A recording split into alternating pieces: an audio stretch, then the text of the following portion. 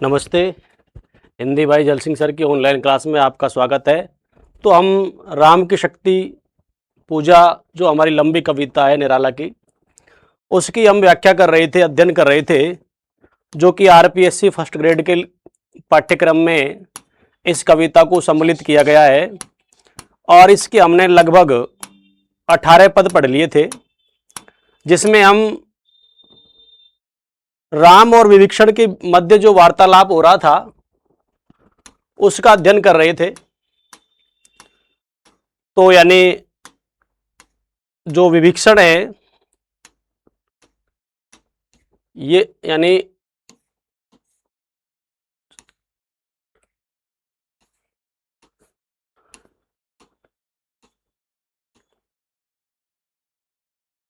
यानी 19वें पद में थे हम।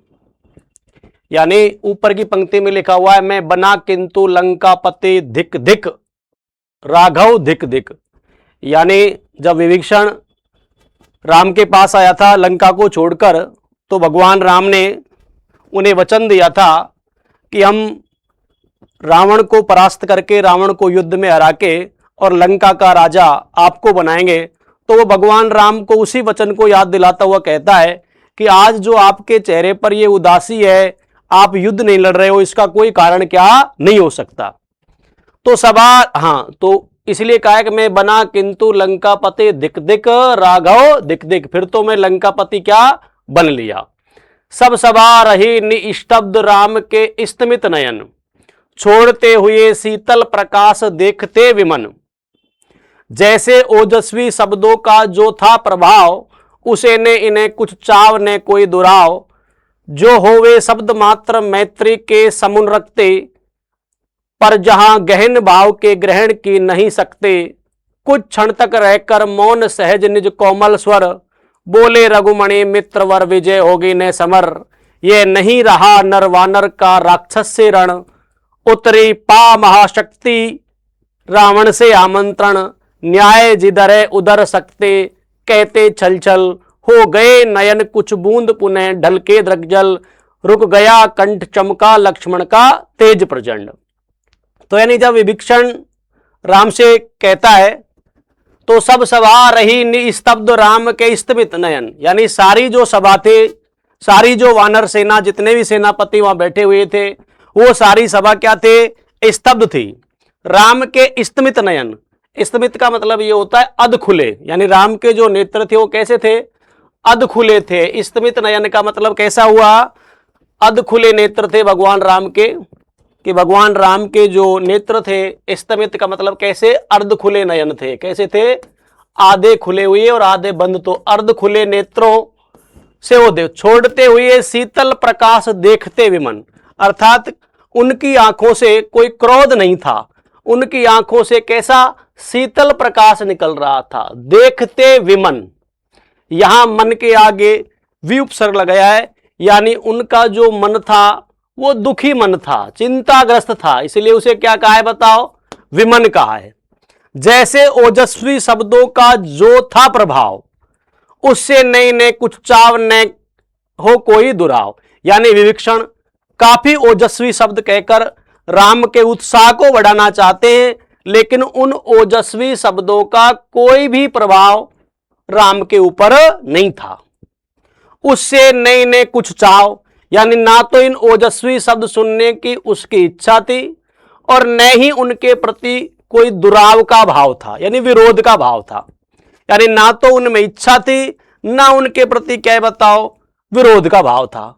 जो हो वे शब्द मात्र मैत्री के समुन, और ऐसा लग रहा था कि वो शब्द राम को उस समय ऐसे लग रहे थे कि जैसे मित्रता में लोग उपदेश देते हैं, तो उसी अनुरक्ति से, उसी भाव से भगवान राम उन शब्दों को सुन रहे थे। उनके मन पर उन शब्दों का कोई प्रभाव नहीं था। पर जहां गहन भाव के ग्रहण की नहीं सकती, क्योंकि भगवान राम में अब भाव के गहन, यानी कोई भी जो वार्तालाप विभीषण के द्वारा कहा जा रहा था, उसके भाव के ग्रहण की शक्ति इस समय राम के पास नहीं थी। कुछ क्षण तक रहकर मौन सहज निज कोमल स्वर से, कि कुछ क्षण तक तो भगवान राम क्या रहे? मौन चुप रहे। फिर कोमल स्वर से बोले,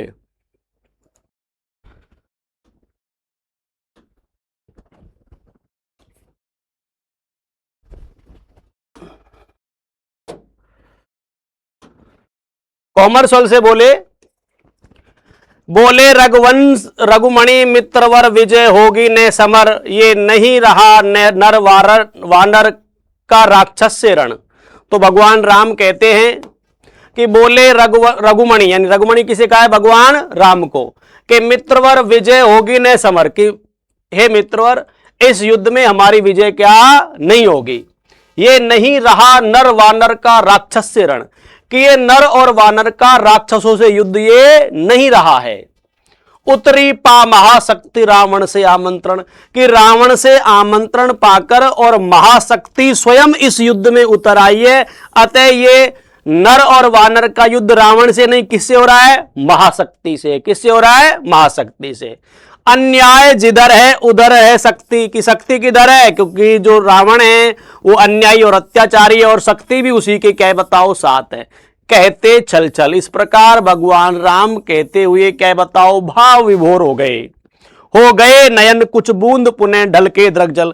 जैसे पहले उनके नेत्रों से आंसू गिरे थे, उसी तरह कुछ बूंद फिर से राम के क्या बताओ नेत्रों से, द्रग का मतलब क्या होता है? नेत्र, और जल का मतलब क्या होता है? या आंसुओं से, यानी फिर से भगवान राम की आंखों से कुछ आंसुओं की क्या बताओ बूंद गिरी।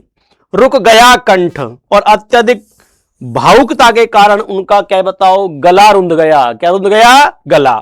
चमका लक्ष्मण तेज प्रचंड, उसी समय लक्ष्मण का जो प्रचंड जो तेज है, जो उनके चेहरे का तेज है, वो प्रचंड भाव से, तेज भाव से क्या बताओ चमका। तो यानी ये विभीषण और राम के मध्य जो वार्तालाप हो रहा है उसका वर्णन यहां कवि ने किया है। अगला पद हम देखते हैं। धस गया धरा में कपि गह युग पद मसक दंड, स्थिर जाम्बवान समझते हुए जो सकल भाव, व्याकुल सुग्रीव हुआ उर में जो विषम घाव, निश्चित सा करते हुए वीक्षण कार्यक्रम, मौन में रहा यहां स्पंदित वातावरण विषम।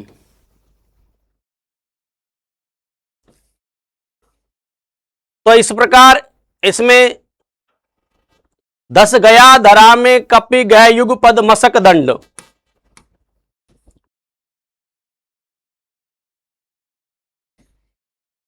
इसमें कुछ पंक्तियां, इसमें से यहां एक दो पंक्ति है नहीं, देख लेंगे उनको, वो प्रिंट करते समय छूट गई हैं।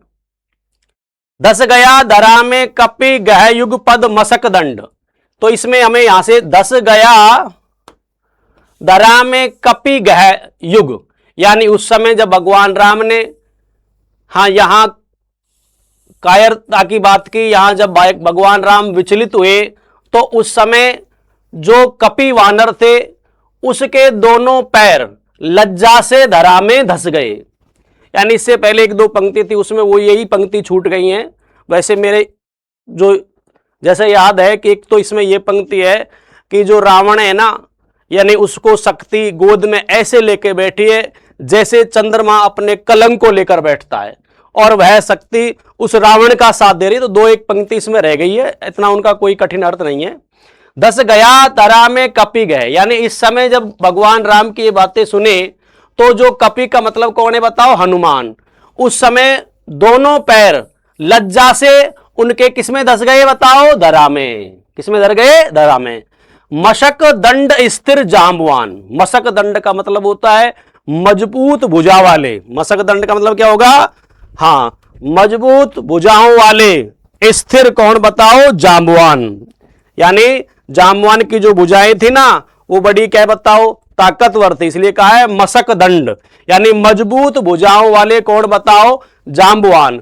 समझते हुए जो सकल भाव, यानी वो सारे भावों को क्या बताओ समझ रहे थे, यानी जो कुछ राम कह रहे थे उन सभी भावों को कौन मन से ग्रहण कर रहा था बताओ? जाम्बवान। व्याकुल सुग्रीव, और सुग्रीव क्या हो गया? व्याकुल, और हुआ उर में जो विषम घाव, जैसे उनके हृदय में कोई क्या बताओ बड़ा घाव हो। निश्चित सा करते हुए विभीषण कार्यक्रम, और विभीषण हैं वो क्या बताओ युद्ध का कार्यक्रम अपने मन में सोच रहे थे। मौन रहा यो स्पंदित वातावरण विषम। इसलिए सब अपने अपने विचारों में डूबे हुए हैं, इसलिए कुछ समय के लिए वह वातावरण कैसा हो गया बताओ, मौन। वहां किसी की कोई ध्वनि नहीं निकल रही थी। मौन रहा स्पंदित वातावरण विषम, कि वह विषम वातावरण उस समय बिल्कुल क्या हो गया बताओ, शांत हो गया। यानी जाम्बवान है वो तो सकल भाव को समझते हुए शांत है, और सुग्रीव के हृदय में जैसे कोई बहुत बड़ा क्या हो बताओ, घाव हो, और विभीषण है वो यहां युद्ध के कार्यक्रम के बारे में सोच रहे, तो सब मन ही मन में सोच रहे, इसलिए कुछ समय के लिए वहां वातावरण में क्या आ गई बताओ, एकदम शांति आ गई। क्या आ गए, शांति। अगला पद देखते हैं, निज सहज रूप में संयत हो जानकी प्राण, बोले आया ने समझ ये देवी विधान, रावण अधर्मरत भी अपना मैं हुआ अपर, ये रहा शक्ति का खेल समर शंकर शंकर, करता मैं योजित बार बार सर निकर निशित, हो सकती जिनसे यह संस्कृति संपूर्ण विजित, जो तेज पुंज सृष्टि की रक्षा का विचार है, जिनमें निहित पतन घातक संस्कृति अपार, शत शुद्धि बोध सूक्ष्म अति सूक्ष्म मन का विवेक, जिनमें है छात्र धर्म का धृत पूर्णाभिषेक, जो हुए प्रजापतियों से संयम से रक्षित, वे सर हो गए आज रण में श्रीहत खंडित। तो यानी भगवान राम कहते हैं कि निज सहज रूप में संयत हो जानकी प्राण, यानी जानकी के प्राण कौन है बताओ, भगवान राम। तो जानकी प्राण शब्द करते हैं किसे, भगवान राम से। तो भगवान राम निज रूप में सहज और संयत होकर बोले, आया ना समझ ये देवी विधान, कि ये देवी का जो विधान है वो मेरी समझ में क्या नहीं आया। रावण अधर्मरत, कि रावण यहां किसके साथ है, अधर्म के साथ है, तो वो फिर भी देवी का क्या हो गया, अपना, और मैं हुआ अपर का मतलब क्या होता है, पराया, कि रावण तो उसके लिए अपना हो गया और मैं क्या हो गया, पराया हो गया। ये रहा शक्ति का खेल समर शंकर शंकर, और ये जो शक्ति का खेल है, हे भगवान हे शंकर, मेरे ये समझ में क्या नहीं आता। करता मैं योजित बार बार सर निकर निशित, कि मैं बार बार, ये सर निकर का मतलब होता है बाणों का समूह, और निशन का मतलब होता है तीक्ष्ण, कि मैं तीक्ष्ण बाणों के समूह को जब बार बार ध्यान में रखता हूं, उन जो यानी सर निकर यानी जो बाणों का समूह है उनकी मैं योजित करता हूं, उन्हें तैयार करता हूं, तो इतने बाण मेरे पास हैं कि हो सकती जिनसे ये संस्कृति संपूर्ण विजित, कि उन बाणों के समूह से मैं सारी संस्कृति पर, सारी सृष्टि पर पूर्ण विजय प्राप्त कर सकता हूं।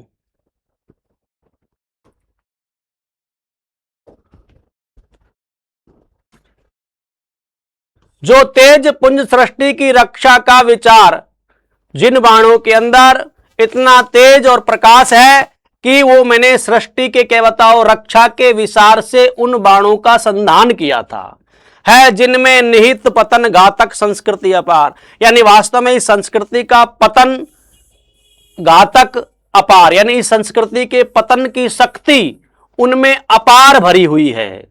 सत शुद्धि बोध सूक्ष्म अति सूक्ष्म मन का विवेक, वास्तव में उन जो बाण हैं उनको मैंने क्या बताओ सैकड़ों शुद्धियों से, सूक्ष्म अति सूक्ष्म मंत्रों से, मन के विवेक से उन बाणों का संधान किया है, जिनमें है छात्र धर्म का धृत पूर्णाभिषेक, अर्थात छात्र धर्म का मतलब यह किससे है, क्षत्रिय धर्म से, और वो ऐसे बाण हैं जिनके अंदर क्या बताओ मैंने क्षत्रिय धर्म से और उन बाणों का पूर्णाभिषेक किया है, यानी क्षत्रिय धर्म से उन बाणों का पूर्ण क्या किया है बताओ, अभिषेक किया है, जो हुए प्रजापतियों से संयम से रक्षित, और वास्तव में उन बाणों को, वैसे यहां प्रजापति राजा दक्ष का कहते हैं, लेकिन यहां प्रजापति का अर्थ देवताओं से लगाएंगे, और उन समस्त बाणों को क्या बताओ देवताओं ने संयम से क्या बताओ रक्षित किया है, सुरक्षित किया है, यानी देवताओं का संयम भी उन बाणों में क्या बताओ बना हुआ है। वे सर हो गए आज रण में श्रीहत खंडित, और वो बाण आज रण में, श्रीहत का मतलब होता है शोभाहीन, श्रीहत का मतलब क्या होता है शोभाहीन, और खंडित का मतलब है वो नष्ट हो गए, यानी आज वो सारे बाण युद्ध में क्या हो गए, नष्ट हो गए। देखा है महाशक्ति रावण को लिए अंक, हाँ वो छोटा ही था, ये यहां आया है। देखा है महाशक्ति रावण को लिए अंक, लाक्षण को ले जैसे शशांक नभ में असंक। हत मंत्र पूत सर संवृत करती बार बार, निष्फल होते लक्ष्य पर क्षिप्र वार पर वार। विचलित लख कपिदल क्रुद्ध युद्ध को मैं जो जो, जक जक झलकती वहनी वामा के द्रग त्यों त्यों। पश्चात देखने लगी मुझे बंध गए हस्त, फिर खिंचा ने धनु मुक्त जो बंधा मैं हुआ त्रस्त। तो यहां है वो पंक्ति, छूटी नहीं है। देखा है महाशक्ति रावण को लियंक, कि मैंने देखा है वह महाशक्ति रावण को का लिए हुए, अंक में लिए हुए है। कैसे? लाक्षण को ले जैसे शशांक नभ में असंक। शशांक माने क्या होता है? चंद्रमा। कि वह शक्ति ने रावण को गोद में ऐसे बिठा रखा है जैसे चंद्रमा ने अपनी गोद में किसको? कलंक। लाक्षण का मतलब होता है कि जो चंद्रमा पर कलंक लगा हुआ है उसकी गोद में, जैसे चंद्रमा अपनी गोद में असंक बिना किसी शंका के आकाश में और उन किसको बताओ कलंक को लेके बैठा है, ऐसे ही महाशक्ति ने अपनी गोद में किसको बिठा रखा है? रावण को।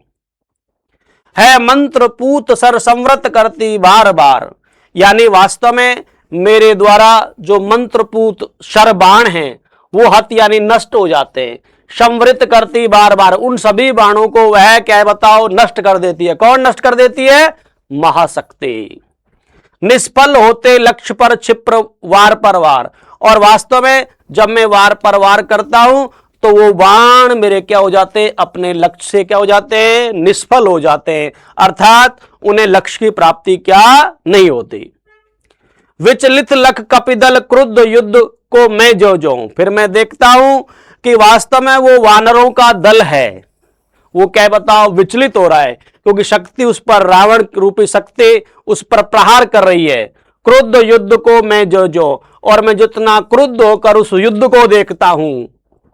जक जक झलकती वहनी वामा के द्रग त्यों त्यों, तो वास्तव में वहनी वामा, वामा का मतलब यह नारी से होता है, लेकिन यहां अर्थ हम किससे लगाएंगे? शक्ति। और शक्ति कौन सी? महाकाली।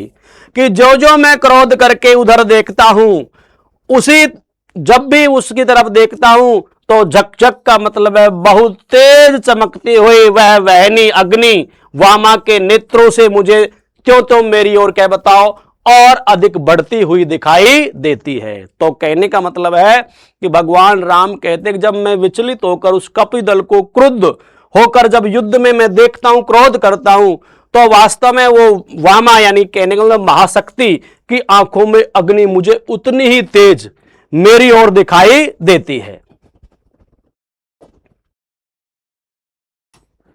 पश्चात देखने लगी मुझे बंध गए हस्त, और जब मैं ऐसा देखता हूं, मेरी तरफ वो देखती है तो मेरे हाथ क्या बताओ बंध गए, अर्थात मेरे हाथों से बाण क्या नहीं चले।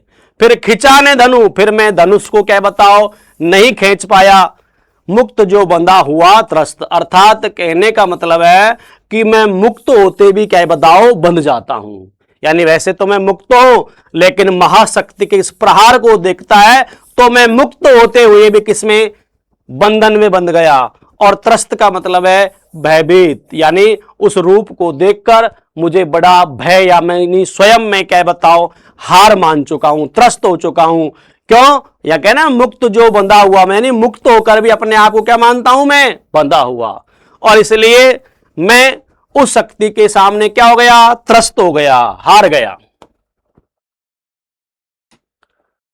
कह हुए भानुकुल भूषण वहां मौन क्षण भर, बोले विश्वस्त कंठ से जामवान रघुवर, विचलित होने का नहीं देखता मैं कारण। हे पुरुष सिंह तुम भी ये शक्ति करो धारण, आराधन का दृढ़ आराधन से दो उत्तर। तुम वरो विजय संयत प्राणों से प्राणों पर, रावण अशुद्ध होकर भी युद्ध कर सका त्रस्त, तो निश्चय तुम हो सिद्ध करोगे उसे ध्वस्त। ठीक है, तो कहते हुए भानुकुल भूषण यानी भगवान राम, सूर्यवंशी भूषण कौन है? भगवान राम क्षण भर के लिए क्या हो गए? मौन हो गए, चुप हो गए। बोले विश्वस्त कंठ से जामवान, तो यानी पहले भी हमने देखा था कि जामवान केवल भाव को समझ रहे थे, तो विश्वस्त कंठ से बोले कि हे रघुवर, विचलित होने का नहीं देखता मैं कारण, कि आपके विचलित होने का मैं कोई कारण नहीं समझ पाता कि आप क्यों विचलित हो रहे हो।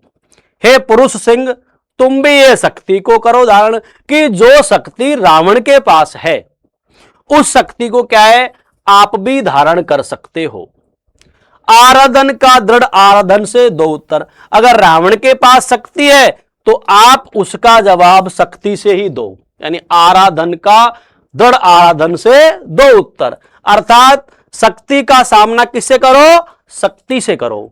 जैसे मैं आपको पहले समझा रहा था कि यहां जो रावण जो है कवि, जो छायावादी कवि है निराला जी, और इसके अंदर देश प्रेम की वही भावना है, लेकिन जिस समय ये 1936 का था तो कवियों पर कुछ और ही पाबंदे थे, इसलिए इन्होंने कठिन भाव के माध्यम से देश प्रेम की भावना को ही जागृत स्पष्ट किया है। तो यहां जो राम है, मैंने कहा था ये सामान्य मानव का प्रतीक है, और रावण क्या बताया था मैंने आपको, विदेशी शक्तियों का प्रतीक है। और जो महाशक्ति है वो मैंने कहा था कि यहां की जनता की शक्ति, यहां के जो राजा महाराजा थे वो थे। अब ये भगवान राम हैं, इसे भी अपनी क्या बताओ, शक्ति का शक्ति से, तो इस जनता की बिखरी हुई शक्ति को राम को क्या करना है बताओ, एकत्रित करना है। इसलिए कहता है आराधन का दृढ़ आराधन से दो उत्तर, कि शक्ति का समाधान या शक्ति का संगार शक्ति के माध्यम से ही हो सकता है। तुम वरो विजय संयत प्राणों से प्राणों पर, कि तुम भी इस विजय रूपी शक्ति को अपने प्राण लगा के क्या बताओ प्राप्त करो। रावण अशुद्ध होकर भी, रावण क्या बताओ, अशुद्ध होकर भी यदि कर सका त्रस्त, कि रावण अशुद्ध होकर भी और यदि शक्ति को प्राप्त कर सका है तो निश्चय तुम हो सिद्ध करोगे उसे ध्वस्त। तो वास्तव में आप तो एक सिद्ध पुरुष हो, अतः निश्चय ही आपको शक्ति प्राप्त हो जाएगी और फिर उसे आसानी से आप क्या बताओ नष्ट, यानी रावण को आसानी से परास्त क्या कर सकते हो। शक्ति की करो मौलिक कल्पना करो पूजन, पूछा जाएगा ये कथन किसने कहा है, तो कौन कह रहा है इस बात को, जाम्बवान, कि शक्ति की करो मौलिक कल्पना करो पूजन, कि आपको भी शक्ति की कल्पना करनी है, शक्ति की करो मौलिक कल्पना, कि आपको भी अपने शक्ति की पूजन, शक्ति की पूजा करनी है, मौलिक कल्पना करनी है। कैसे करो पूजन, यानी पूजन करके ही आप शक्ति की मौलिक कल्पना कर सकते हो। छोड़ दो समर जब तक, कि जब तक क्या बताओ युद्ध त्याग दो, सिद्धि न हो रघुनंदन, की जब तक आपको शक्ति की सिद्धि न हो तब तक आप युद्ध क्या बताओ त्याग दो। तब तक लक्ष्मण महावाहिनी के नायक, जब तक इस विशाल सेना, महावाहिनी का मतलब क्या है, विशाल सेना के नायक कौन होंगे, लक्ष्मण होंगे।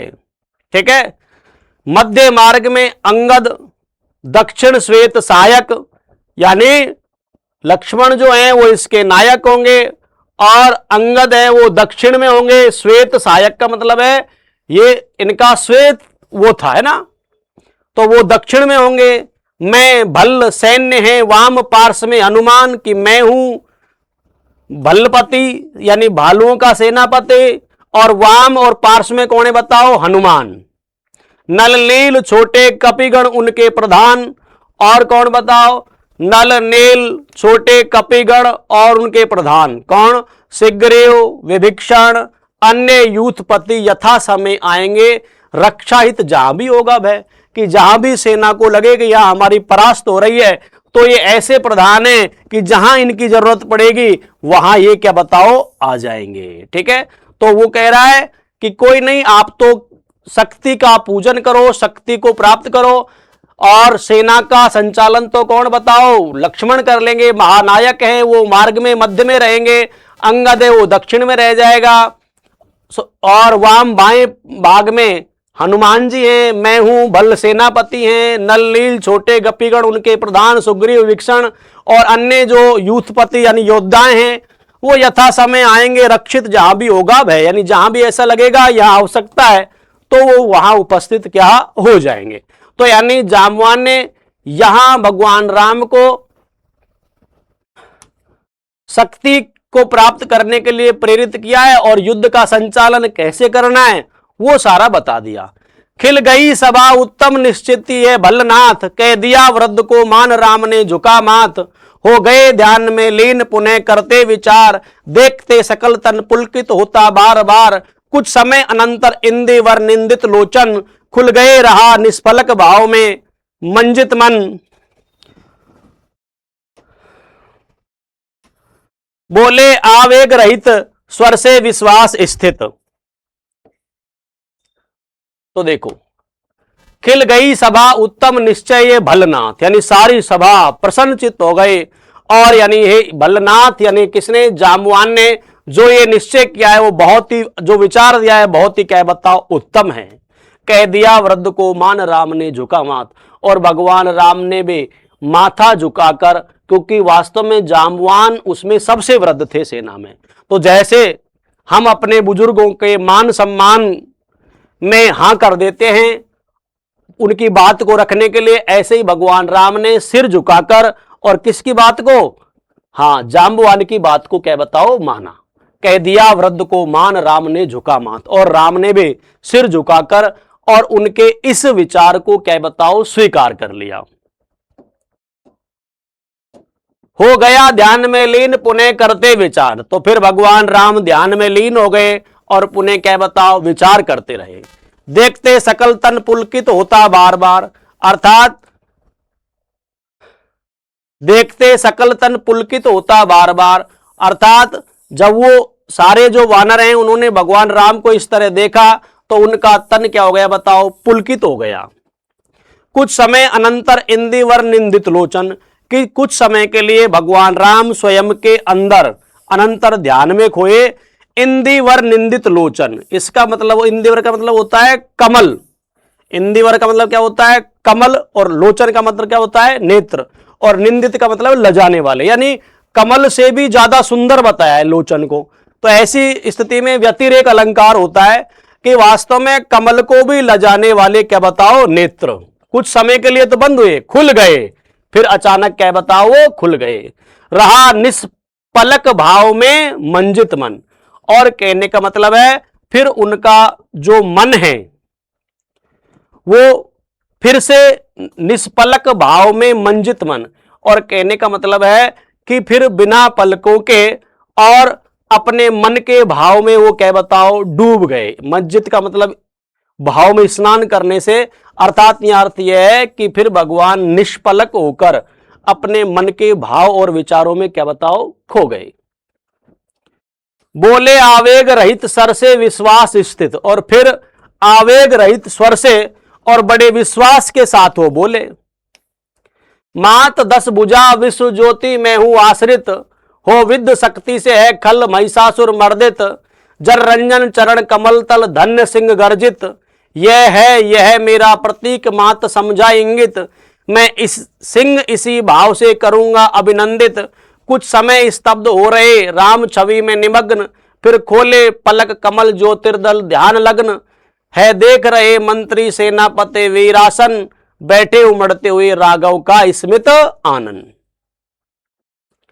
मात 10 भुजा विश्व ज्योति मैं हूं आश्रित, कि हे 10 भुजाओं वाले विश्व को प्रकाश देने वाली माता, मैं आपके आश्रित हूं, अर्थात मैं आपकी भक्ति करता हूं, मैं आप पर आश्रित हूं। हो विद्ध शक्ति से है खल महिषासुर मर्दित, कि हे माता आपने अपनी शक्ति से महिषासुर राक्षस का मर्दन किया था।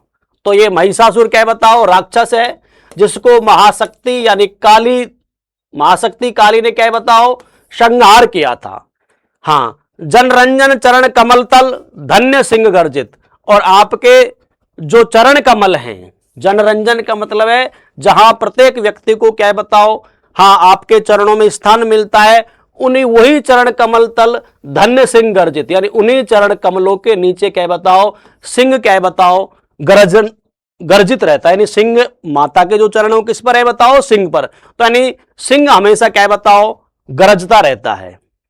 यह मेरा प्रतीक मात समझा इंगित, और हे माता मैं भी आपको इसी रूप में यानी सिंह पर क्या बताओ सवार रूप में माता आपको क्या बताओ, मैं इसी भाव से करूंगा अभिनंदित, कि मैं भी आपकी जो उपासना है वो इसी भाव से करूंगा कि आप किस पर सवार हो, सिंह, यानी आपके चरण किस पर हो बताओ, सिंह पर। मैं इसी भाव, इसी रूप को प्रतीक मानकर हे माता आपकी क्या बताओ अभिनंदन, यानी आपके क्या बताओ अभिनंदन करूंगा। कुछ समय स्तब्ध हो रहे राम छवि मन में निमग्न, फिर कुछ समय के लिए भगवान राम अपने मन में क्या बताओ स्तब्ध होकर माता की छवि को देखते हैं। फिर खोले पलक कमल ज्योतिर्दल ध्यान लगन, फिर भगवान राम ने अपने यानी कमल रूपी पलक खोले, ज्योतिर्दल ध्यान लग्न, और कहने का मतलब है फिर प्रकाश रूपी ध्यान है वो लगाया है। देख रहे मंत्री सेनापति वीरासन, उस समय भगवान राम को किसने देखा, मंत्रियों ने, सेनापति और सभी वीरों ने। बैठे उमड़ते हुए राघव का स्मित आनंद, और वो देखते हैं कि जिस राम के मुख पर पहले चिंता थी, दुखी था, अब वहां थोड़ी सी क्या बताओ स्मित है, यानी प्रशंसा उन्होंने बैठे उमड़ते हुए राघव का स्मित आनंद, यानी राघव का क्या बताओ प्रसन्न आनंद मुख उन्होंने क्या बताओ देखा। बोले भावस्त चंद्रमुख निंदित रामचंद्र, प्राणों में पावन कंपन भर स्वर मेघमंद्र, देखो बंधुवर सामने स्थित जो ये भूधर, शोभित सत हरित गुल्म तृण से श्यामल सुंदर, पार्वती कल्पना इसकी मकरंद बिंदु, गरजता चरण प्रांत पर सिंह वह नहीं सिंधु, दशाधिक समस्त है हस्त और देखा ऊपर, अंबर में हुए दिगंबर अर्चित शशि शेखर, लख महाभाव मंगल पद्दल धस रहा गरो, मानव के मन का असुर मंद हो रहा खर्च। तो बोले भावास्त्र चंद्रमुख निंदित, फिर से आई, यानी चंद्रमुख निंदित, यानी चंद्रमा के मुख को भी लजाने वाले। मुख किसका है, भगवान राम का। तो मैंने क्या बताया था, व्यतिरेक अलंकार, कि जहां उपमेय को उपमान से श्रेष्ठ दिखाया जाता है, तो यहां चंद्रमुख निंदित, कि भगवान राम का मुख है वो चंद्रमा को भी लजाने वाला है। यानी प्राणों में पावन कंपन भर स्वर मेघ गंध, फिर प्राणों में कंपन भर के और बड़ी तेज ध्वनि में, मेघ के समान तेज ध्वनि में बोले कि देखो बंधुवर सामने स्थित जो ये भूधर, कि हे बंधुओं ये सामने स्थित जो भूधर का मतलब पहाड़ है, सामने स्थित क्या है बताओ, पहाड़, शोभित सत हरित गुल्म तृण से, यानी जो अनेक प्रकार के हरे भरे और फूल पत्तों से क्या बताओ भरा हुआ है, जो श्यामल और क्या बताओ सुंदर है। पार्वती कल्पना इसकी, यानी इस पर्वत को मैं पार्वती मानता हूं, यानी पार्वती का प्रतीक, यानी ये पर्वत जो है ये यानी किसका प्रतीक है, पार्वती का प्रतीक है। मकरंद बिंदु, और इससे जो पराग के बिंदु झड़ रहे हैं वो उस माता का ऐश्वर्य है। तो यानी उस पर्वत जो श्यामल हरा भरा सुंदर पुष्पों से घिरा हुआ, वृंदों के समूह से घिरा हुआ जो पर्वत था, उस हरे भरे पर्वत को किसका प्रतीक मानते हैं भगवान राम, पार्वती का। तो आपसे यहां प्रश्न पूछा सकता है कि भूधर को किसका प्रतीक माना है, पार्वती का। गरजता चरण प्रांत पर सिंह वह नहीं सिंधु, और जो इस पर्वत के नीचे गरजता हुआ समुद्र है, ठीक है, गरजता चरण प्रांत पर सिंह वह नहीं सिंधु, कि वो सिंह है सिंधु नहीं है। अपन होती अलंकार कि वो क्या नहीं है, सिंधु नहीं, वो तो क्या है बताओ, सिंह है। तो यहां कौन सा अलंकार होगा, अपन होती, कि ये वो नहीं वो है। तो यानी जो सिंधु गरज रहा है वो सिंधु नहीं, वो क्या है, शेर है, क्योंकि माता के चरणों में कौन गरजता है, शेर। तो गरजता चरण प्रांत पर सिंह वह नहीं सिंधु, और जो पर्वत के नीचे समुद्र गरज रहा है, जब पर्वत माता पार्वती का प्रतीक हो गया तो वो सिंधु नहीं, वो क्या है बताओ, सिंह है। ठीक है, दशाधिक समझते हैं हस्त, और ये दसों दिशाएं, दशाधिक का मतलब क्या होता है, दसों दिशाएं, माता के 10 हाथ हैं। और देखो ऊपर, और ऊपर की ओर देखो, अंबर में हुए दिगंबर, और आकाश में बिना वस्त्र के जो हैं भगवान शंकर, चर्चित शशि शेखर, अर्चित शशि शेखर, यानी भगवान शंकर जो अपने शिखर पर किसको रखते हैं? शशि को, चंद्रमा, यानी शशि शेखर हम किसे कहते हैं? भगवान शंकर को। तो आकाश में जो बिना वस्त्रों के हैं वो भगवान कौन है बताओ? शंकर। लख महाभाव मंगल पत्तल दस रहा गर्व। और इस प्रकार भगवान राम उस पार्वती और शंकर के उस रूप को उनके पैरों में महाभाव से उनका मंगल गान करते हैं, दस रहा गर्व। और कहने का मतलब है इस तरह से भगवान राम हैं अपने गर्व अहंकार को भूलकर एकाग्रचित होकर उनके क्या बताओ? मन में। मानव के मन का असुर मंद हो रहा खर्च। और जब इस प्रकार की आराधना उन्होंने की तो मानव के मन में जो आसुरी भाव होता है, असुर मंद का मतलब क्या होता है कि मानव के मन में जो आसुरी भाव होता है वो इस प्रार्थना से या इस आराधना से क्या हो गया बताओ? समाप्त हो रहा खर्च की मतलब वो आसुरी भाव है वो शरीर से मन से क्या हो गए बताओ? निकल गए। तो ये मानव के मन का असुर का मतलब होता है राक्षस, और यहां आसुरी भाव से कहा है कि मानव के मन में जो आसुरी राक्षसी भाव होता है वो मंद पड़ गया और वो क्या बताओ? नष्ट हो गया। किससे? देवी की आराधना करने से।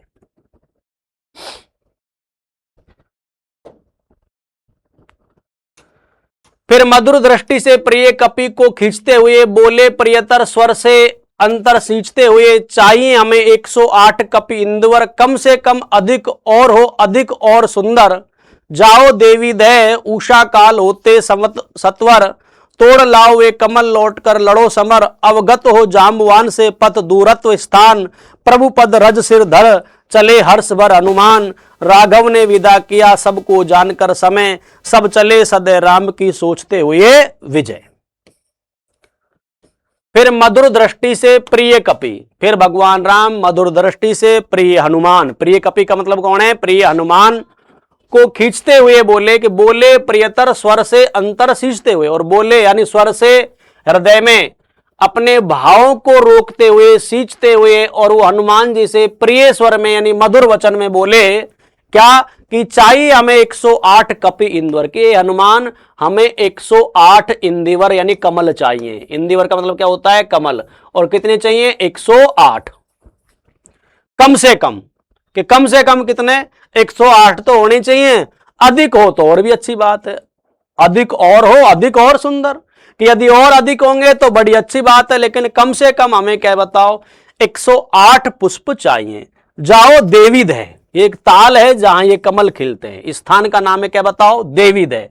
उषा काल होते सत्वर, कि उषा काल प्रातः काल ही वहां पहुंच जाओ और हमें 108 पुष्प लेके आने। कहां से? देवीद है नामक सरोवर से। तोड़ लाओ वे कमल लौट कर लड़ो समर, और वो प्रातः आप वो कमल तोड़ के ले आओ और फिर लौट कर क्या बताओ? युद्ध लड़ो। ठीक है, यानी युद्ध भूमि चले जाओ। अवगत हो जामवान से पथ दूरत्व स्थान, और जाने से पहले उस स्थान के बारे में वो कितनी दूर है, कहां है, कौन सी दिशा में, तो आप किससे जानकारी लो? जामवान से। क्यों? क्योंकि ये वास्तव में एक वृद्ध व्यक्ति थे और सबसे ज्यादा अनुभव राम की सेना में इन्हीं को था, इसलिए हनुमान जी को सलाह दी कि जाने से पहले कि वो कहां जाना है, किस दिशा में जाना है, कितनी दूरी है, कितना समय लगेगा, इसके रास्ते के बारे में जानकारी आप किससे प्राप्त करो? जाम्बवान से। किससे प्राप्त करो? जाम्बवान से। प्रभु पद रज सिर धर चले हर्ष भर हनुमान, फिर प्रभु के चरणों की रज को सिर पर धारण करके और हनुमान जी क्या बताओ? चल दिए। राघव ने विदा किया सबको जानकर समय, और भगवान राम ने सबको समय जानकर क्या किया बताओ? विदा किया। सब चले सदै राम की सोचते हुए विजय, और सब युद्ध भूमि में भगवान राम की विजय के बारे में सोचते हुए आगे क्या बढ़े।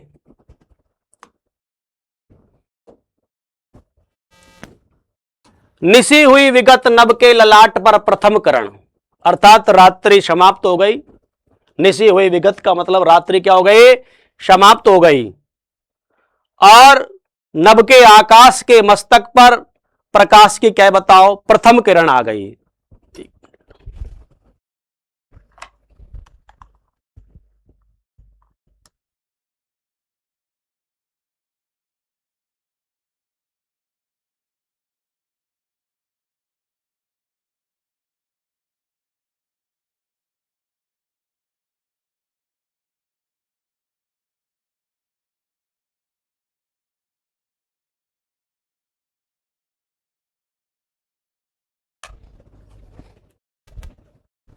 यानी निशी हुई विगत नभ के ललाट पर प्रथम किरण, कि रात्रि बीत गई और आकाश के ललाट पर सूर्य की क्या बताओ प्रथम किरण आ गई। क्या आ गई? सूर्य के प्रथम किरण आ गई। फोटे रघुनंदन के दृग महिमा ज्योति हिरण, और भगवान राम के नेत्रों से वे प्रकाश रूपे हिरण का मतलब है स्वर्णिम किरणें क्या बताओ फूटी है। नहीं सरासन आज हस्त तुरीण स्कंद, और आज भगवान राम के पास ना तो बाण है हाथ में, ना तो इस कंधे पे क्या बताओ तरकस है। ठीक है, यानी उनके हाथ में आज बाण और स्कंद पर तरकस नहीं है।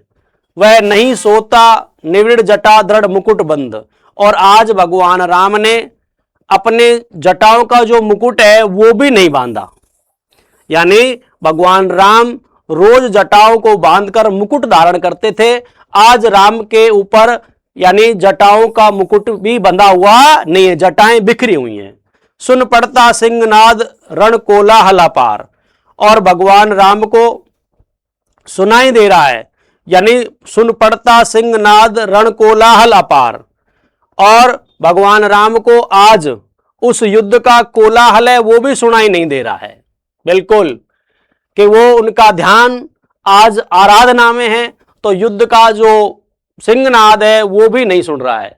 उमड़ता नहीं मन स्तब्ध सुधी है ध्यानदार, कि आज उस कोलाहल को सुनकर भी उसका मन उधर नहीं जा रहा है, आज वो स्तब्ध है और उनका ध्यान क्या है बताओ आराधना की तरफ है। पूजा उपरांत जपते दुर्गा 10 भुजा नाम, फिर पूजा के उपरांत उन्होंने दुर्गा के जप को 10 भुजाओं वाली दुर्गा की क्या बताओ पूजा के उसके नाम का स्मरण किया। मन करते हुए मनन नामों के गुणग्राम, और मन ही मन माता दुर्गा के अनेक नामों के गुणों का क्या बताओ गान किया। बीता वह दिवस, यानी वह दिन बीत गया, हुआ मन स्थिर इष्ट के कारण, और अब उनका जो मन बेचैन था, मन में अनेक भाव आ रहे थे, वो सब भावों से हटकर मन क्या हो गया बताओ स्थिर होगा। गहन से गहनतर होने लगा समाराधन, और अब आराधनाएं वो और अधिक गहरी से गहरी होने लग गई। तो समाराधन का मतलब क्या है बताओ आराधना, अर्थात अब पूजा में उनका मन और अधिक क्या है बताओ गहरे भावों के साथ लगने लग गया। क्रम क्रम से हुए पार राघव के 5 दिवस, इस प्रकार भगवान राम के एक एक करके 5 दिवस क्या हो गए बताओ पूर्ण हो गए। चक्र से चक्र मन चढ़ गया उधर्व निर्लस, और कहने का मतलब ये होता है कि मूलाधार चक्र से हम जब सहस्त्रसार चक्र यानी आराधना करते हैं ना, तो चक्र से चक्र, इसका मतलब ये होता है कि जो हमारे 8 चक्र होते हैं उनमें सबसे पहला कौन सा चक्र होता है मूलाधार। तो मूलाधार से सहस्त्र चक्र तक मन क्या बताओ चढ़ता गया, उधरो निर्लस यानी ऊपर की ओर चढ़ता गया। जैसे हमने जब कबीर को पढ़ा था तो कबीर में मैंने आपको बताया था ना आराधना कैसे कुंडली जागरण होता है। कुंडली हमारी ऊर्ध्वाकार यानी ऊपर की ओर होती है, फिर क्या बताओ वो चक्रों का भेदन करते हुए क्या बताओ आगे बढ़ती है। ठीक है, तो चक्र से चक्र मन चढ़ता गया उधरो निर्लस, कर जब पूरा कर एक चढ़ाते इंदिवर, और जब एक पूरा हो जाता तो एक कमल वो दुर्गा को अर्पित क्या कर देते हैं। निज पुरस्चरण इस भांति रहे पूरा कर, अर्थात कहने का मतलब है कि प्रत्येक आराधना पूरी होने पर वो एक कमल क्या है बताओ इंदिवर दुर्गा को अर्पित कर देते। ठीक है, चढ़ा 6 दिवस आज्ञा पर हुआ समाहित मन, यानी अब कौन सा दिवस आ गया 6ठा दिवस, आज्ञा पर हुआ समाहित मन, और उनके जो मन है वो कहने का मतलब है कि बिल्कुल मन माता की आज्ञा अनुसार जो उसकी पूजा विधान थे उस पर क्या बताओ पहुंचा। प्रति जप से खिच खिच होने लगा महाकर्षण, और प्रत्येक जप से उनके शरीर में दुर्गा मां की जो आराधना है उसका आकर्षण होने लगा। संचित त्रिकुटी पर ध्यान द्विदल देवी पद पर, और उनका ध्यान अब कहां पहुंच गया बताओ त्रिकुटी पर। ठीक है, जहां परमात्मा का क्या होता है वास होता है। ध्यान द्विदल देवी पद पर, अर्थात वास्तव में वो जो द्विदल पर देवी के जो चरण हैं उन पर त्रिकुटी पर उनका बिल्कुल क्या बताओ ध्यान पहुंच गया। द्विदल का मतलब कमल दल के समान, जहां साधना के उसमें बताया जाता है, तो वहां देवी पद पर उनका ध्यान चला गया। जप के स्वर लगा कांपने थर थर अंबर, यानी जब वो जप का स्वर करने लगे तो उनके इस आराधना से आकाश भी क्या बताओ थर थर कांपने लगा। 2 दिन निष्पंद एक आसन पर रहे राम, यानी 2 दिन तक भगवान राम एक ही आसन पर बैठकर दुर्गा की आराधना कर रहे, हिले डुले भी नहीं, यानी एक ही आसन पर बैठकर कितने दिन? 2 दिवस तक। अर्पित करते इंदिवर जपते हुए नाम, और माता का नाम जपते हुए, और प्रत्येक मंत्र के बाद एक इंदिवर वो माता को क्या बताओ चढ़ा दे। 108 मंगवाए थे ना हनुमान जी से कम 108, अधिक हो तो और भी अच्छा, और एक इंदिवर चढ़ा देते हैं। 8वां दिवस मन ध्यान युक्त चढ़ता ऊपर, कर गया अतिक्रम ब्रह्मा हरिशंकर का स्तर, हो गया विचित्र ब्रह्मांड पूर्ण देवता स्तब्ध, हो गए दग्ध जीवन के तप के समारब्ध, रह गया एक इंदिवर मन देखता पार प्राय करने को हुआ दुर्गा को जो सहस्रसार, दिव प्रहर रात्रि साकार हुई दुर्गा छिपकर, हंस उठा ले गई पूजा का प्रिय इंदिवर। तो 8वां दिवस मन ध्यान युक्त चढ़ता ऊपर, कि अब ध्यान लगाते हुए कौन सा दिन आ गया बताओ? 8वां दिन, और ध्यान उनका ऊपर चढ़ रहा है आराधना में। कर गया अतिक्रम ब्रह्मा हरिशंकर का स्तर, कि भगवान राम ने इस तरह की आराधना के कि ब्रह्मा और हरि यानी विष्णु, ये ना ब्रह्मा हरि शंकर, ब्रह्मा का मतलब ब्रह्मा, हरि का मतलब विष्णु, और शंकर यानी ब्रह्मा विष्णु और महेश कह सकते हैं, उनके स्तर को भी यहां राम का जो आराधना का स्तर है पार कर गए। इतनी तो शक्ति का आराधना ब्रह्मा विष्णु और महेश भी नहीं कर पाए, जो आराधना किसने की बताओ? भगवान राम ने। हो गया विजित ब्रह्मांड पूर्ण देवता स्तब्ध, और सारे देवताओं को पता लग गया कि जो भगवान राम ने जो शक्ति प्राप्त की है ना, पृथ्वी की तो बात ही क्या, उसे पूरा ब्रह्मांड पर विजय प्राप्त क्या की जा सकती है। हो गए दग्ध जीवन के तप के समाराध, अर्थात उनके जीवन के जो भी दुखी दिन थे वो तप के कारण आज क्या हो गए बताओ? पूर्ण हो गए। अर्थात भगवान राम ने जो दुख झेले थे, ठीक है, जो दग्ध जीवन था, जिस सीता को प्राप्त करने के लिए वन में भटक रहे थे, तो उनके जीवन के जितने भी दुख थे वो इस तप से क्या हो गए? पूर्ण हो गए। रह गया एक इंदिवर मन देखता पार, और वो मन ही मन में देखते हैं कि केवल कितना? एक कमल बचा हुआ है जो दुर्गा को अर्पित करना है। प्राय करने को वह दुर्ग जो सहस्र, अर्थात अपने ध्यान रूपी दुर्ग से उस पुष्प को भी वो दुर्गा के लिए क्या बताओ? समर्पित करना चाहता है। ठीक है, सहस्रसार मैंने कहा था ना कि सहस्रसार चक्र सबसे अंतिम होता है, तो उस सहस्रसार दुर्ग से वो उस पुष्प को भी, इंदिवर को भी क्या बताओ? माता दुर्गा को अर्पित करना चाहता है। द्विपहर रात्रि का, यानी रात्रि का कौन सा प्रहर था? द्विपहर। साकार हुई दुर्गा छिपकर, की उसी समय क्या बताओ? दुर्गा माता है वो क्या हुए? आ गई, छिपकर आई, प्रकट हुई। साकार का मतलब प्रकट हुई, कैसे? छिपकर। और हंस उठा ले गई पूजा का प्रिय इंदिवर, और जो पूजा के लिए लास्ट कमल रखा था उसको माता है वो क्या बताओ? भगवान राम की परीक्षा लेने के लिए क्या बताओ? उठाकर क्या ले गई?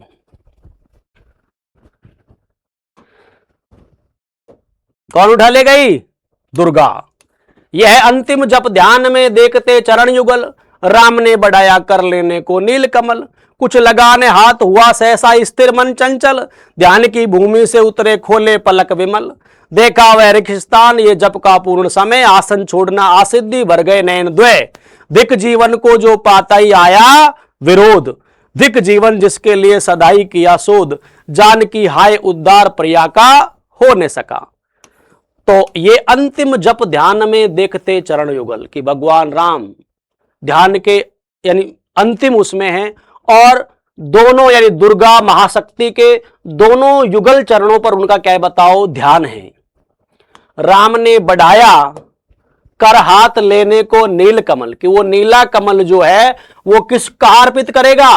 दुर्गा के यानी युग्म चरणों में, यानी चरणों में वो क्या है बताओ? कमल को अर्पित करेगा। इसलिए कमल को अर्पित करने के लिए उसने अपना क्या बताओ? हाथ। कौन से कमल को? नील कमल को। कुछ लगाने हाथ, लेकिन जैसे ही हाथ आगे बढ़ाया उनके हाथ में कुछ क्या नहीं आया। सहसा स्थिर, यानी वो ध्यान में स्थिर मन था, वो चंचल हुआ, क्योंकि हाथ आगे बढ़ा दिया, लेकिन हाथ से क्या बता, उनको कमल हाथ में नहीं आया, ध्यान की भूमि से उतरे, तो वो ध्यान की भूमि पर थे, अतः ध्यान से थोड़े से हटे, खोले पलक विमल, कि आंख खोलकर देखा कि वो है कहां, नील कमल हाथ में क्यों नहीं आया, देखा वह रिक्त स्थान, कि वो क्या देखता है कि वह स्थान तो क्या है, रिक्त, अर्थात वहां वह कमल नहीं है। यह जप का पूर्ण समय, यानी इस समय ये जप का अंतिम समय था, पूर्ण होने वाले थे।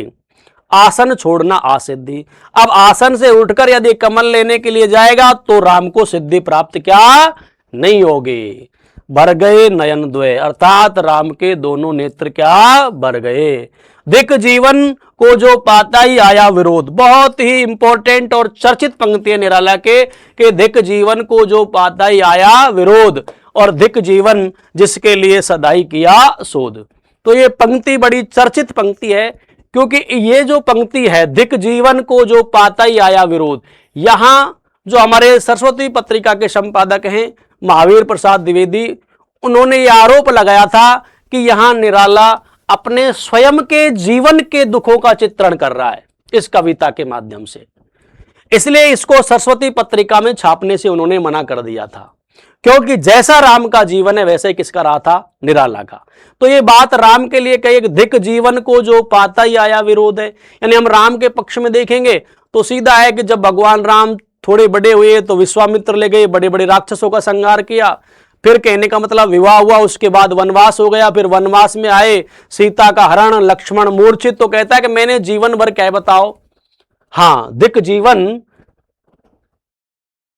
को जो पाता ही आया विरोध, तो भगवान राम के जीवन के लिए निराला ने कहा है, लेकिन निराला का भी कुछ जीवन ऐसा ही रहा, तो महावीर प्रसाद द्विवेदी ने यह आरोप उनके ऊपर लगाया था। और ये धिक्कारना अपने आप को, ये हमारे संचारी भाव में भी आता है, तो बहुत ही इंपॉर्टेंट पंक्ति है।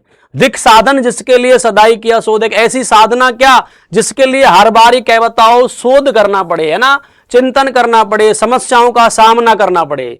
जानकी हाय उद्धार प्रिया का हो न सका, अब वो जो भगवान राम सिद्धि प्राप्त कर रहे थे वो अधीर रह गए, तो उनके मन में विचार आया कि अब मेरे जानकी का उद्धार कैसे होगा, अर्थात जानकी हाय उद्धार प्रिया का नहीं हो सका, यानी अब मैं सीता को रावण से मुक्ति कैसे दिलाऊंगा, उसका उद्धार कैसे होगा, ये भाव उनके मन में आया। वह एक और मन रहा राम का जो न थका, जो नहीं जानता दैन्य नहीं जानता विनय, कर गया भेद वह महा मायावर्ण प्राप्त कर जय, बुद्धि के दुर्ग पहुंचा विद्युत गति हति चेतन, राम में जग स्मृति हुए सजग पा भाव परमन है, यह है उपाय खे उठे राम जो मद्रित घन, कहती थी माता मुझको सदा राजीव नयन, दो नील कमल है शेष अभी ये पुरुष चरण, पूरा करता हूं देकर माता एक नयन। तो भगवान राम का एक और मन था, यानी एक मन से तो उन्होंने निराशा हो गई, लेकिन एक मन में और चल रहा था जो थका नहीं था, यानी वह मन जो राम का भी थका नहीं था। जो नहीं जानता दैन्य नहीं जानता विनय, यानी वो किसी के सामने दैन्य यानी प्रार्थना नहीं करना चाहता था, ना किसी के सामने झुकना चाहता था, यानी वो अपने वो मन कभी हारता नहीं था। कर गया भेद वह मायावर्ण प्राप्त कर जाए, और उस मन ने कहा कि वह मायावी रावण, ठीक है, यानी भगवान वो पुष्प तो दुर्गा ले गई थी, लेकिन राम के मन में है कि ये जो पुष्प है इसकी चोरी उस मायावी किसने की बताओ, रावण ने की है, जय करने के लिए, अपनी विजय प्राप्त करने के लिए, और वो ये भेद करके गया है। बुद्धि के दुर्ग पहुंचा विद्युत गति अति चेतन, अर्थात भगवान राम का ध्यान बुद्धि रूपे दुर्ग पर क्या बताओ, विद्युत की गति से उनमें चेतना आई, हत चेतन, राम में जगी स्मृति, राम को कुछ याद आया, स्मृति जगे, हुए सजग पा भाव प्रमन, फिर भगवान राम को जैसे ही बुद्धि के दुर्ग पहुंचे उनके मन में सजग हुए और एक भाव उनके मन में आया, क्या, यह है उपाय के उठे राम जो मद्रित गण, और राम एक तरीके से बादल के समान गरजते हुए कहे कि अभी भी मेरे पास एक उपाय है। क्या कहती थी माता मुझको सदा राजीव नयन, क्योंकि वो नील कमल ही तो दुर्गा को चढ़ाना चाह रहे थे, और भगवान राम कहते कि बचपन में मेरी मां मुझे क्या कहते थे, राजीव नयन यानी कमल नयन कहती थी। क्या कहते थे? कमल नयन। दो नील कमल है शेष अभी है पुरस्चरण, कि फिर तो मेरे पास कितने कमल हैं? दो। दुर्गा को तो एक ही अर्पित करना है, यानी जब मेरे दो नेत्र हैं, मुझे माता राजीव नयन कहती है, तो मेरे दो नेत्र हैं, अर्थात मेरे पास कितने कमल हैं? दो।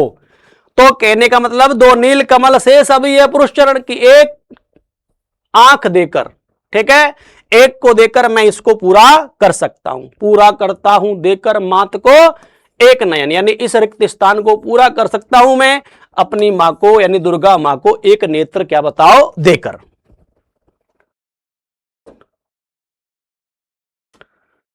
कहकर देखा तुणीर ब्रह्मसर रहा झलक, ये कहकर राम ने देखा कि उनके तरकस में ब्रह्म बाण झलक रहा था। ले लिया हस्त, उसे हाथ में ले लिया। लक लक करता वह महाफलक, वह महान धनुष, क्या है बताओ, चमचमा रहा था। लक लक करता वह महाफलक, यानी वो महान तीर अपने तेज में चमक रहा था। ले अस्त्र वाम पर, उसे कौन से हाथ पे ले लिया बताओ? वाम का मतलब क्या होता है? बाएं। दक्षिण कर दक्षिण लोचन, और दाहिने हाथ से अपना, क्या बताओ, दाहिना नेत्र पकड़ लिया, यानी जो बायां हाथ है उसमें तो क्या ले लिया बताओ? वो ब्रह्म बाण ले लिया, और दाहिने हाथ से क्या बताओ? वो दक्षिण नेत्र को पकड़ लेता है। ले अर्पित करने को उद्यत हो गया सुमन, और कहने का मतलब है अपने एक नेत्र को अर्पित करके और माता को वो पुष्प देने के लिए वो क्या हो गए? तैयार हो गए। जिस क्षण बन गया वेदने को दृढ़ निश्चय, जिस समय भगवान ने, राम ने दृढ़ निश्चय कर लिया कि मुझे मेरी, क्या बताओ, आंख भेद कर किसको देनी है? माता शक्ति को। कापा ब्रह्मांड, तो सारा ब्रह्मांड, क्या बताओ, कांप गया, और उसी समय, क्या बताओ, देवी का त्वरित उदय, यानी मां जो दुर्गा है वो उसी समय, क्या बताओ, प्रकट हो गई। साधु साधु साधक धीर धर्म धन धन्य राम, और कहा हे साधु, हे साधक, हे धर्म की रक्षा करने वाले राम, तुम क्या हो? धन्य हो। कह लिया भगवती ने राघव का हस्ताम, और ये कहकर दुर्गा ने, क्या बताओ, भगवान राम का, क्या बताओ, हाथ थाम लिया। देखा राम ने सामने श्री दुर्गा भास्वर, वाम पद असुर स्कंद पर रहा दक्षिण हरि पर, ज्योतिर्मय रूप हस्त दस विविध अस्त्र सत सज्जित, मंद स्मित मुख लग हुई विश्व के श्री लज्जित, है दक्षिण में लक्ष्मी सरस्वती वाम भाग, दक्षिण गणेश कार्तिक वाय रण रंगराग, मस्तक पर शंकर पद पद्मों पर श्रद्धावर, श्री राघव हुए प्रणत मंद स्वर वंदन कर, होगी जय हे पुरुषोत्तम नवीन, कह मां शक्ति राम के वदन में हुई लीन। हाँ, तो देखा राम ने, तो भगवान राम क्या देखते हैं कि सामने श्री दुर्गा भास्वर, की सामने दुर्गा है जो सूर्य के समान, क्या है बताओ, उनके सामने प्रकट हो गई थी, प्रकाशमान थे, भास्वर थे। वाम पदुर असुर स्कंद पर, कि माता का जो बायां पैर है वो राक्षस के कंधे पर था। दक्षिण हरि पर, हरि का मतलब कहेंगे या सिंह से, हरि का मतलब क्या है? सिंह। और उनका दक्षिण पैर है वो किस पर था बताओ? शेर पर था, सिंह पर था। ज्योतिर्मय रूप, माता का ये रूप प्रकाश में रूप था। हाथ हस्त दसों हाथों में विविध प्रकार के, क्या बताओ, अस्त्र शस्त्रों से सज्जित थे, यानी माता की जो दसों भुजाएं हैं उनमें अनेक प्रकार के, क्या थे? अस्त्र शस्त्र थे। मंद स्मित मुख, मुख पर मंद हंसी थी। लख हुई विश्व की श्री लज्जित, की माता के इस रूप को देखकर संसार की लक्ष्मी भी क्या हो जाती है? लज्जित हो जाती है। मंद स्मित मुख, हाँ, है दक्षिण में लक्ष्मी, कि माता के दक्षिण में कौन बताओ? लक्ष्मी जी विराजमान है। वाम भाग में कौन बताओ? सरस्वती जी विराजमान है। ये माता का रूप है, आपसे प्रश्न पूछा जाएगा कौन कौन से भाग में था? दक्षिण में क्या बताओ? गणेश है, और दक्षिण में ही कौन बताओ? गणेश जी विराजमान है। कार्तिक बाएं रणराग, और रणराग में विजय प्राप्त करने वाले कार्तिक जी कहां बताओ? बाईं ओर विराजमान है।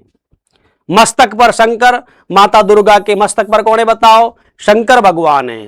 पद्म पद्मों पर श्रद्धावर, माता के इस रूप को देखकर उनके चरण कमलों पर भगवान राम ने श्रद्धा से देखा। श्री राघव हुए प्रणात मंद स्वर वंदन कर, और राघव उन चरणों में झुके और मंद स्वर में माता की वंदना करने लगे।